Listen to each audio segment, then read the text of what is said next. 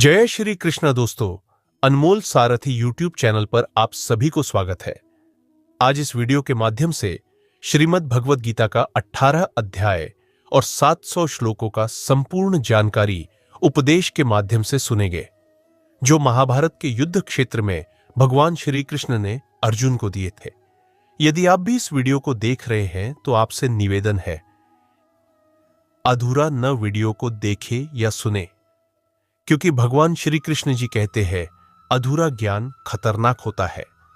बिना देर किए चलते हैं संपूर्ण उपदेश की ओर। श्रीमद् भगवद गीता का उपदेश भगवान श्री कृष्ण ने महाभारत के युद्ध क्षेत्र कुरुक्षेत्र में अर्जुन को दिया था। इसमें 18 अध्याय और 700 श्लोक है, जो जीवन, धर्म, कर्म, भक्ति, ज्ञान और मोक्ष के गूढ़ रहस्यों को समझाते हैं।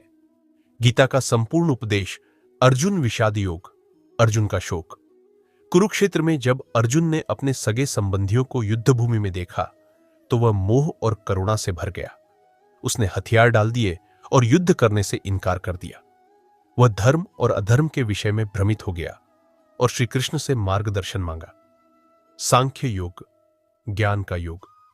श्री कृष्ण ने अर्जुन को आत्मा और शरीर का अंतर समझाया।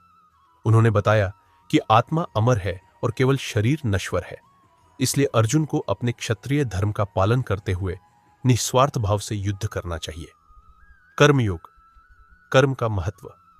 श्री कृष्ण ने कहा कि मनुष्य को अपने कर्तव्यों का पालन बिना फल की चिंता किए करना चाहिए। निष्काम कर्मयोग से व्यक्ति परमात्मा की प्राप्ति कर सकता है। ज्ञान, कर्म संन्यास योग। इस अध्याय में भगवान ने बताया कि ज्ञान योग और कर्मयोग दोनों महत्वपूर्ण हैं, लेकिन ज्ञान से प्रेरित कर्म ही श्रेष्ठ होता है। उन्होंने दिव्य अवतारों की महिमा का वर्णन किया और बताया कि जब जब धर्म की हानि होती है तब तब वे अवतार लेते हैं। कर्म संन्यास योग। भगवान ने बताया कि संन्यास और कर्मयोग दोनों ही मोक्ष के साधन हैं, लेकिन कर्मयोग श्रेष्ठ है क्योंकि उसमें कर्म करते हुए भी व्यक्ति ईश्वर में लीन रह सकता है। ध्यान योग, ध्यान का महत्व। श्री कृष्ण ने ध्यान की महिमा बताते हुए कहा कि मन को संयमित कर एकाग्रता के साथ भगवान का ध्यान करना ही योग है। योगी को चाहिए कि वह न अधिक खाए, न अधिक सोए और न ही बहुत अधिक बोले। ज्ञान विज्ञान योग। भगवान ने बताया कि वे ही इस सृष्टि के मूल कारण हैं। उन्होंने प्रकृति और पुरुष की व्याख्या की और बताया कि केवल सच्ची भक्ति से ही उन्हें प्राप्त किया जा सकता है। अक्षर ब्रह्म योग। इस अध्याय में अर्जुन ने भगवान से पूछा कि मृत्यु के समय भगवान का स्मरण कैसे किया जाए। श्री कृष्ण ने उत्तर दिया कि जो व्यक्ति अंतिम समय में भगवान को स्मरण करता है वह मोक्ष को प्राप्त करता है। राजविद्या राजगुह्य योग।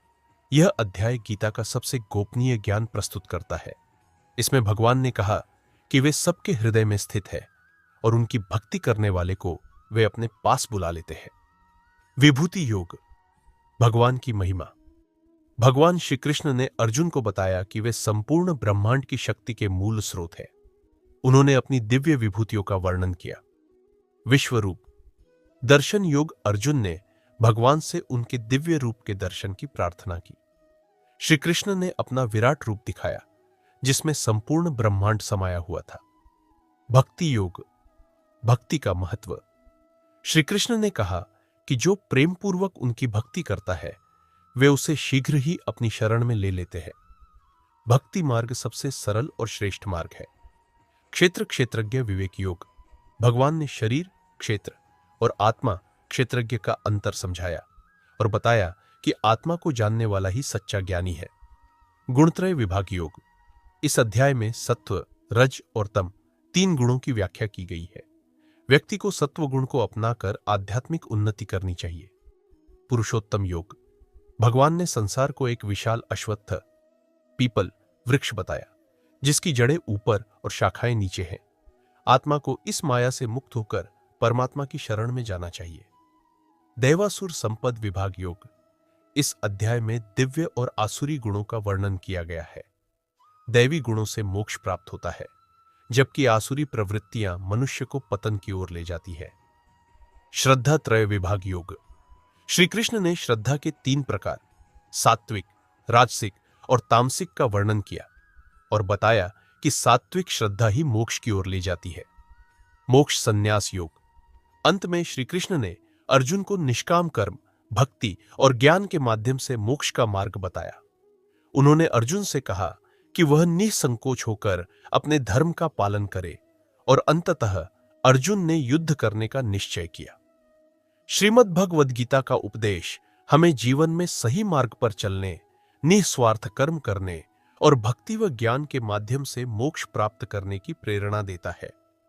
यह केवल एक धार्मिक ग्रंथ नहीं, बल्कि एक संपूर्ण जीवन दर्शन है